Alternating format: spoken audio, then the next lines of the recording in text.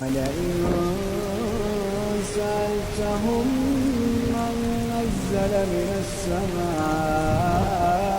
ماء فأحيا به الأرض من